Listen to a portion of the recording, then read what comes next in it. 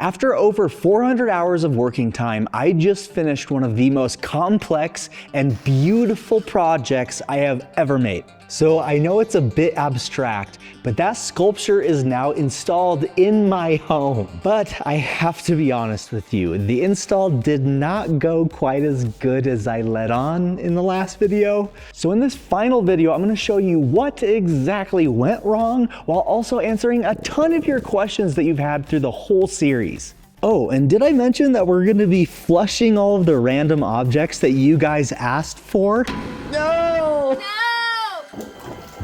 Oh. So first, how did the install actually go? Well, I see a little seepage. Yep, and we got a little bit of drippage, and it's coming right where that flange is.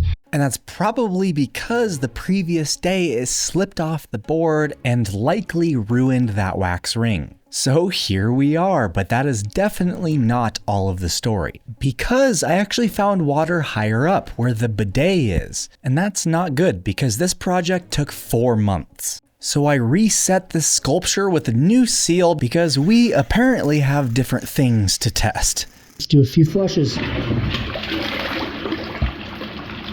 I basically flushed this thing like 10 times in a row and I could not get it to leak, which tells me that it's more than likely the bidet.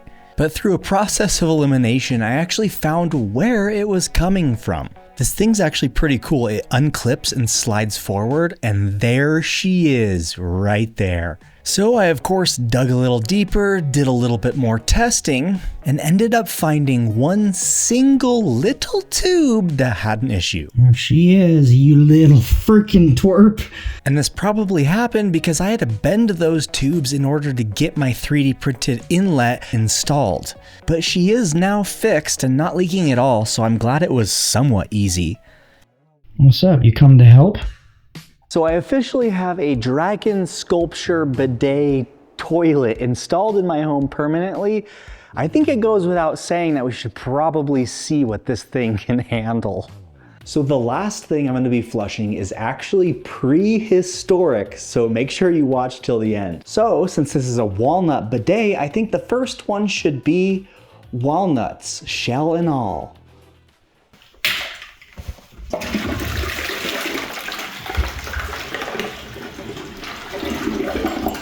You thought I was just gonna flush everything into the sewer system? Come on, I'm not that stupid. No, I was smart this time and gave the whole sculpture a deep cleaning inside and out. Then I went down in the beloved crawl space to disconnect the waistline.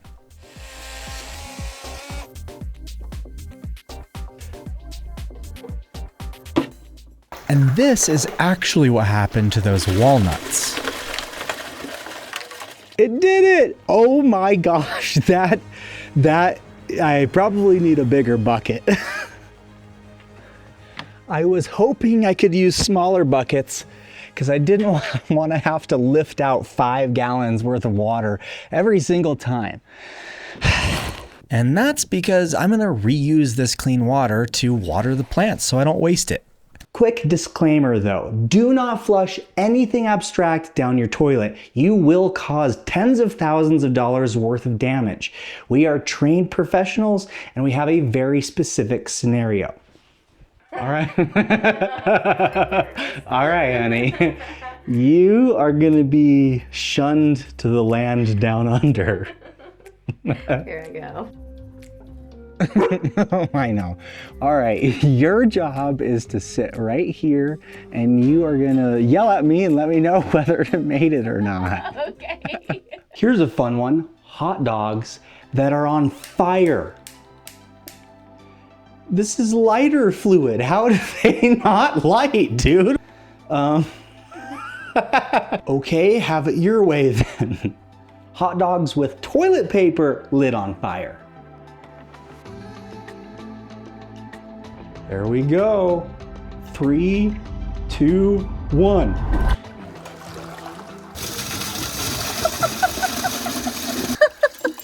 Did it flush? Oh yeah. Yes! It flushed. Yummy. Exam gloves.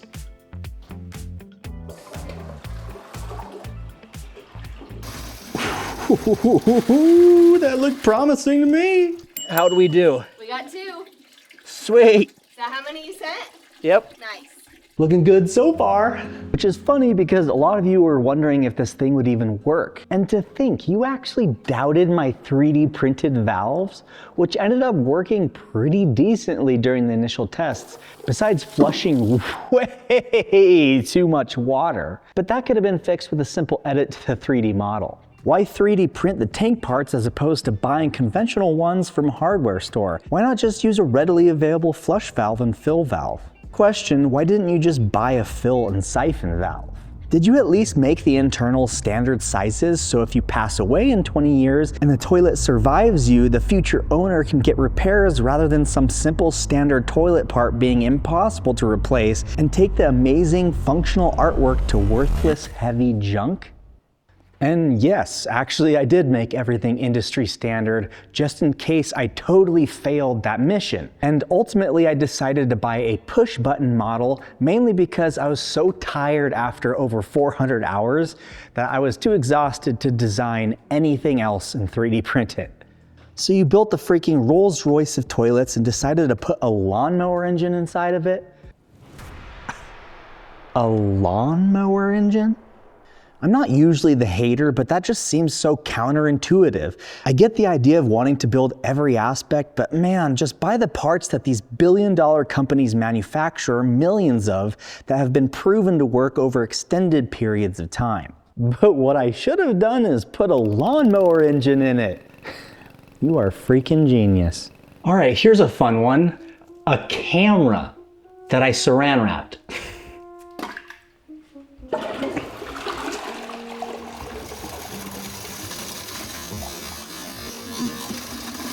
I hope that one made it. Yeah, it did. Yes, it did? Oh, good. Got it. Oh my, I think it actually worked. It even has audio.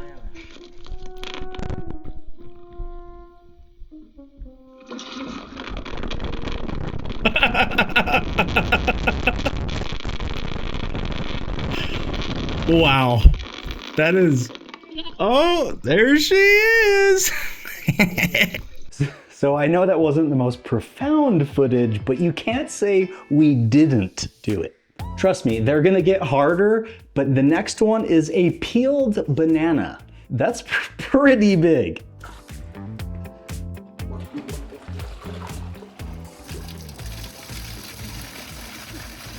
Oh, it's flushing slow. Uh-oh.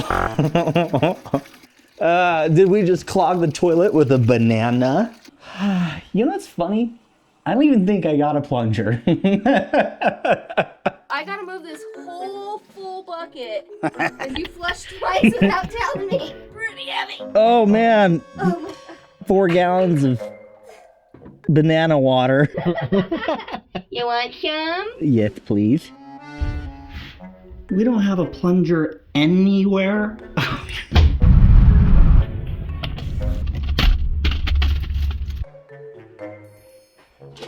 Let's do this.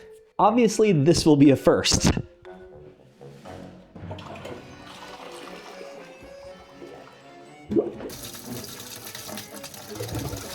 Oh my god! Did it come through? Holy crap! Yes! It came through! Well, that makes me really nervous for this next one because it's an entire package of cooked spaghetti. My gosh.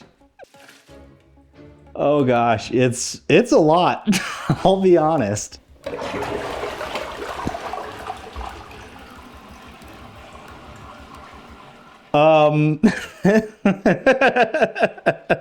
It said, no way, Jose. All right, we're gonna need some extra water for this one, so I'm gonna load it as high as she can go. And hopefully that doesn't bite me in the butt. This is a lot of spaghetti, man. Oh, going over the edge a little bit. Ah, man.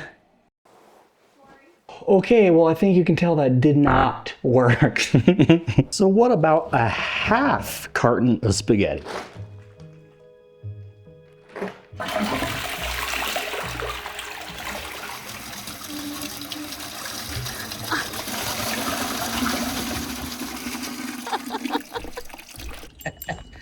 It did it! You did it! That's good.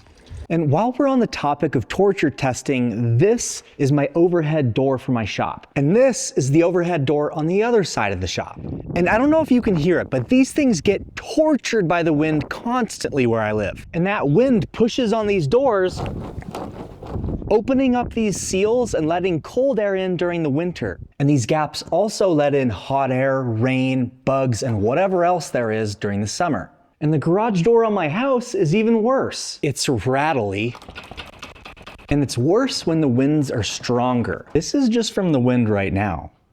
Not to mention, it sounds like it's gonna fall off when I open it.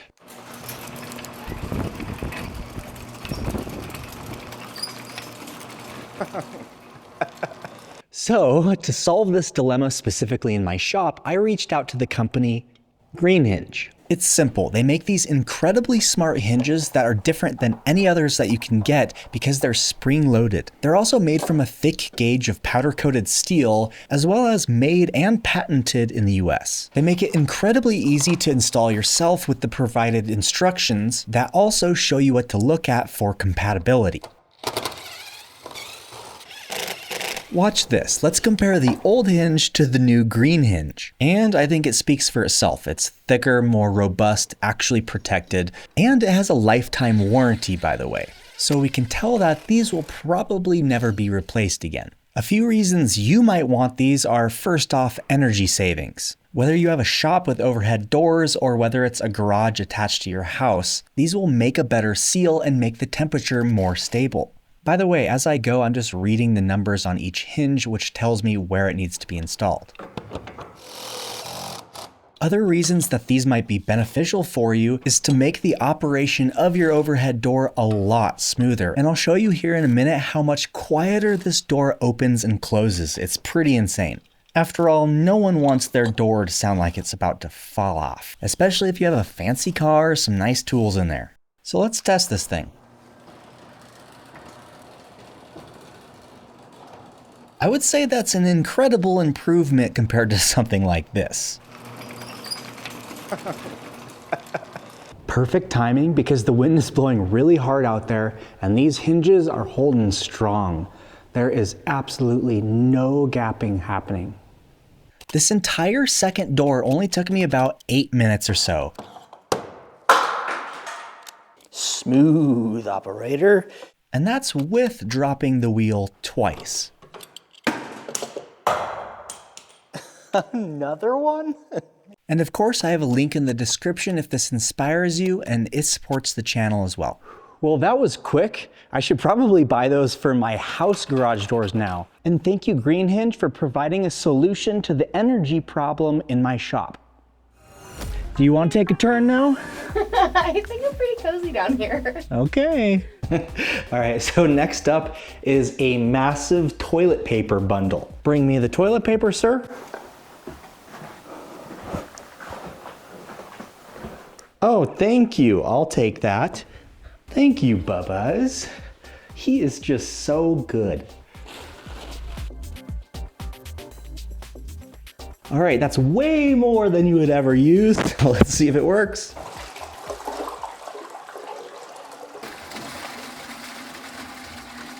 All of it. So by far the most commented thing during this entire project was regarding sanitation. How do you waterproof it? I put an ungodly amount of Superclear Epoxy on everything, including the outside, then sprayed Halcyon varnish over that for that beautiful satin finish. What I didn't show you later is that I added carbon method hard coat and top coat to add yet another layer of protection. How will this hold up to repeated toilet brush scrubbing? Wood finish is nothing like porcelain in durability. I'll actually just be light on it because I certainly don't want to scratch it. You know what's great about extra texture? Extra surface area, which equals harder to clean, which equals more potential bacteria living on surface, which, wait, what? How did I get here? I don't know how you got here either, sir, but with all that fresh water coming in with each flush, I think we'll be fine and dandy. And the dragon's texture was actually somewhat filled in with the epoxy, which is cool because now it's easy to clean, but I can still see the texture through the epoxy. What kind of wood finish can survive toilet cleaner? Can you really preserve the wood without full vacuum impregnation? And first of all, there will be no impregnation here. We don't want kids. And second of all, just because it's a toilet doesn't mean I have to use toilet cleaner per se. I can just use a bleach-free sanitizer and scrub really softly. I also happen to have the expertise to tell if it is hurting the finish, and if it does, I also have the skill set to fix it. Caution, your creation is beautiful, but from a hygienic point of view, cleaning a week's worth of dry piss off every dragon crevice down the toilet sides might be a challenge, just saying. Gorgeous toilet though. Toilet bowl pitting over time might be another issue, requiring you to re-sand and refinish the bowls inside maybe yearly. I could be totally wrong though. Well, thank you for your caution and compliment, but I personally am not that bad at aiming, and it ended up cleaning a lot easier than I first anticipated. Oh, and I'm probably not going to get toilet bowl pitting in 1 year because I'm not throwing battery acid down this thing, although I might be installing a lawnmower engine. Film Taco Bell night with Patreon subscribers. That would be a test. A rope. Let's see how far it goes down.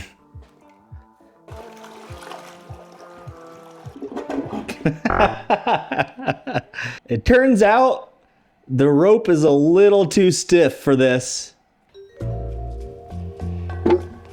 All that work, and we have our once in a lifetime rain. A shirt. But first, I'm gonna start with a half.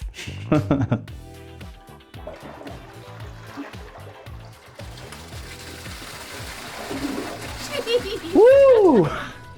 That was a good one. All right, I'm flushing. Wait, I'm not ready. I know, I'm kidding. Full shirt. Not this one. Fresh pancakes.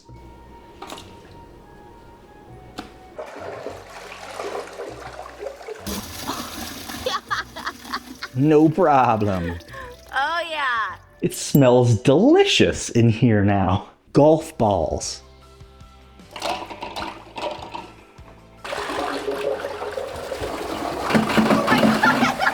Wow. That was loud actually. I hope the inside of the toilet's all right. All of them, huh? It was really loud and really fast. It was a success. It was a definite success. Okay, that worked really well. So what about ping pong balls?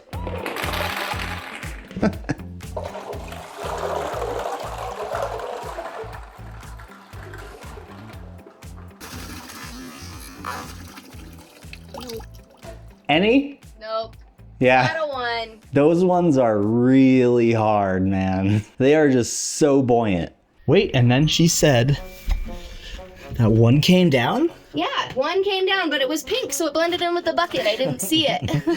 It's Yay! We got a ping pong ball. ping pong ball. That's kind of funny because we did a ping pong ball test before when it wasn't attached to the pipes and we could not flush one.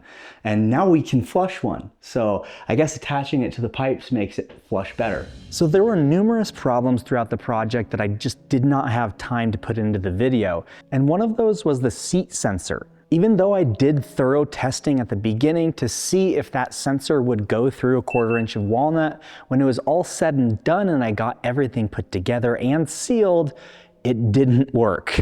Which meant that I had to pull everything back apart again, grind away more material so that it would be thinner, and then reinstall everything, and then it finally worked again. But this was like a whole day process for us. It's gorgeous, but are we sure it's not going to catch fire with all that electronics inside?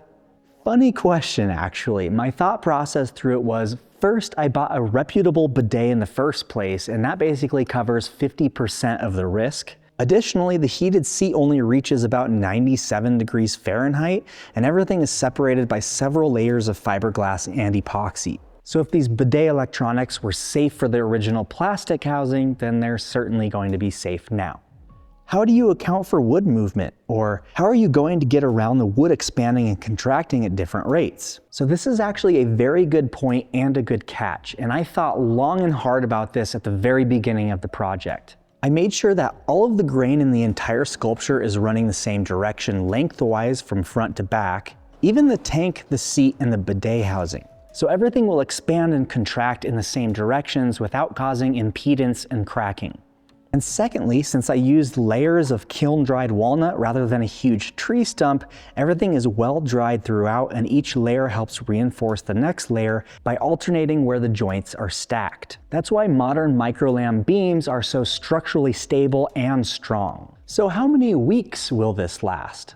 It's already been 2 weeks, and I'm about 7% confident that it'll last another 2. How long will it last? Now that is a question that only future me can answer. But most importantly, in all seriousness, we shouldn't be scared to try new things just because fear or doubt is knocking on the door. After all, you miss 100% of the chances that you don't take. Did you take the Coriolis effect into consideration before deciding how the water would flow into the bowl? No, I really actually didn't. This might break your heart, but the Coriolis effect, at least with toilets, is a lie. All right, this is the last one, and I said it was prehistoric, and that's because it's 70 million year old dinosaur poop. And it's actually fossilized or petrified, so it's basically a rock. So I definitely wanna wrap it in something so it doesn't scrape up the inside of this toilet. It's very heavy, by the way. 147 grams to be exact. So this is gonna be a big test. So I'm actually gonna wrap it in a rag because I really don't want it to get hurt or the bidet to get hurt. Wrap it like a little burrito. I'm gonna give it one more wrap with toilet paper so that that doesn't come undone. All right, let's hope it works. Oh man, that's actually worrying me. All right, it's going.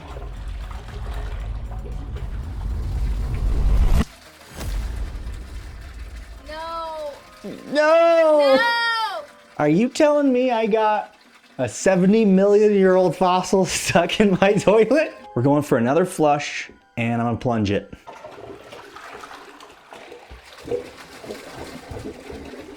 Oh my god! Did it make it? It came out, yeah! Yes! Oh my gosh! To think, wow. The journey. The journey that this has taken, from being plants and meat to the dinosaur eating it, pooping it out, then sediment laying on top and it being fossilized, lasting through ice ages and asteroid strikes and volcanoes and who knows what else. 70 million years, all to be flushed down this beautiful one-of-a-kind bidet. I'm definitely keeping this as a memento because it is a rock. Thank you guys so much for watching, and we'll see you in the next video where we're going to be building some